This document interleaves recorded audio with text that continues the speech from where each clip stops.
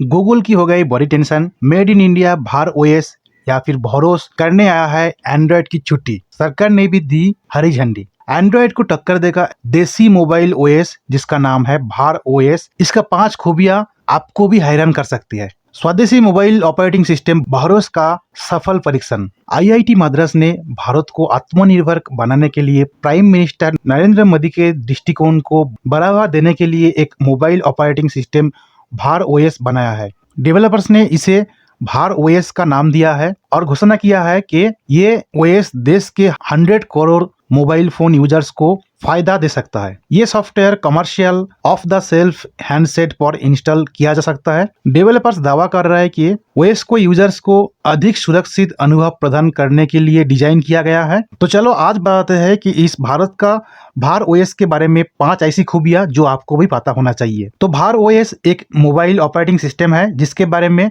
Developers बताते हैं कि यूजर्स को अधिक फ्रीडम, कंट्रोल और फ्लेक्सिबिलिटी प्रदान करने के पर केंद्रित है, जो केवल उनकी आवश्यकता के अनुरूप ऐप का चयन और उपयोग करते हैं। ये इनोवेटिव सिस्टम यूजर्स को अपना मोबाइल डिवाइस पर सिक्योरिटी और प्राइवेसी के बारे में सोचने के तरीके में क्रांति लाने का वादा करती है। इस मोबाइल ऑपरेटिंग सिस्टम की अच्छी बात यह है कि ये नो डिफॉल्ट एप्स यानी एनडीए के साथ आता है। इसका मतलब है कि यूजर्स को एंड्रॉयड के विपरीत अधिकांश स्टोरेज स्पेस मिलेगा। ओईएम डिफॉल्ट गूगल एप्स के साथ साथ कुछ नेटिव एप्स भी फोन में शिप करते हैं। भार ओएस के साथ किसी को उन एप्स का उपयोग करने के लिए मजबूर नहीं किया जाएगा जिनसे वो परिचित नहीं है या फिर जिनके ऊपर वो भरोसा नहीं कर सकते हैं। एंड्रॉयड फोन की तरह ही ये OS native of the year यानी नोटा अपडेट भी प्राप्त कर सकेंगे। डेवलपर्स का वादा है कि ये नोटा अपडेट ऑटोमेटिकली डिवाइस पर डाउनलोड और इंस्टॉल हो जाते हैं, इसलिए यूजर्स को मैनुअल रूप से कोई प्रकार का प्रक्रिया शुरू करने का आवश्यकता नहीं आता है। हालांकि भार ओएस वर्तमान में केवल उन संगठनों को प्रदान किया जा रहा है जिनके पास प्राइवेसी और सिक्योरिटी की सख्त आवश्यकता है, जबकि नया मोबाइल ऑपरेटिंग सिस्टम अच्छा दिखता है। इस बात का कोई डिटेल नहीं कि ये यूजर्स को अपने डेली लाइफ में डिवाइस का उपयोग करने आसान बनाने के लिए कौन सी सुविधाएं प्रदान करते हैं। जैसे कि एग्जाम्पल के लिए Android personalisation option, privacy features, battery analysis, home screen विजेट, नोटिफिकेशन सेटिंग्स और बहुत कुछ प्रदान करता है। हम इस पर और अधिक स्पष्टता तब प्राप्त करेंगे जब ये सभी के लिए अवेलेबल होगा। तो भारत अब स्वदेशी मोबाइल ऑपरेटिंग सिस्टम भार ओएस की मदद से एंड्रॉयड और आईओएस को टक्कर देने जा रही है।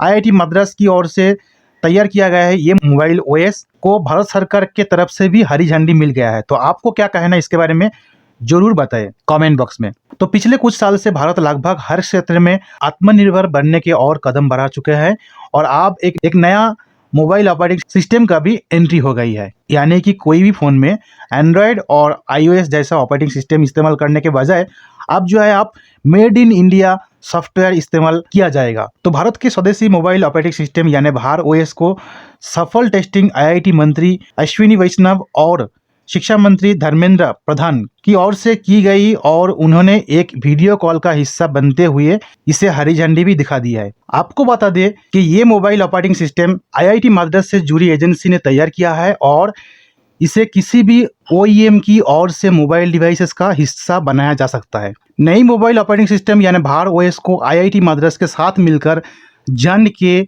ऑपरेशंस प्राइवेट लिमिटेड ने तैयार किया है। दावा है कि इसे आराम से कोई भी कमर्शियल हैंडसेट में इस्तेमाल किया जा सकता है। फीचर्स के मामले में ये एंड्रॉयड को भी सीधी टक्कर दे सकता है। इसमें एंड्रॉयड के बजाय ज़्यादा स्टोरेज स्पेस मिलेगी और पहले से ढेरों सारे ऐप्स इस फोन में इंस्टॉल नहीं होगी, यानी कि यूजर्स को कोई भी ऐसा ऐप अपने फ़ोन में रखने का इस्तेमाल करने के लिए मजबूर किया नहीं जाएगा जिसे वो इस्तेमाल नहीं करना चाहता है। और इसके मुकाबले में आप देखोगे कि एंड्रॉयड फ़ोन में पहले से ढेरों सारे ऐप्स इंस्टॉल रहते ही है। परीक्षण करने के टाइम पे धर्मेंद्र प्रधान जी ने कहा है कि भरोस एक विश्वसनीय स्वदेशी ऑपरेटिंग सिस्टम है। देश की आम जनता को इससे सुविधा मिलेगी। ये डाटा की निजता व सुरक्षा की दिशा में एक और सफल कदम है। उन्होंने कहा कि कुछ वर्ष पहले जब प्रधानमंत्री ने डिजिटल इंडिया का बात की थी तो कुछ लोगों को इस पर भी जरा भी विश्वास नहीं था, मगर आज देश में तकनीकी विकास का ही नतीजा है कि भरोस जैसा स्वदेशी और सुरक्षित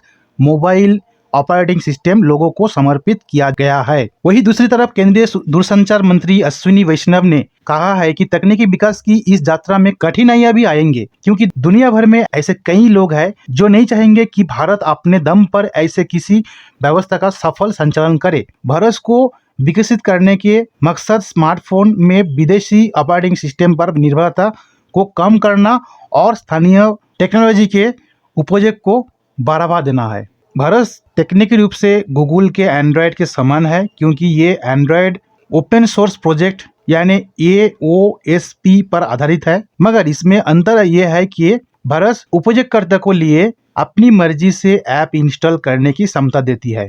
ये इंस्टॉल किए गए ऐप्स के साथ नहीं आता है। तो दोस्तों, आपको क्या कहना है इस प्रधानमंत्री नरेंद्र मोदी जी का डिजिटल इंडिया का ये जो सफर है, और यहाँ पे ये जो नया मोबाइल OS है जिसका नाम है भार OS या फिर भरोस, इसके बारे में आपका क्या राय है जरूर से जरूर कमेंट बॉक्स में बताइए।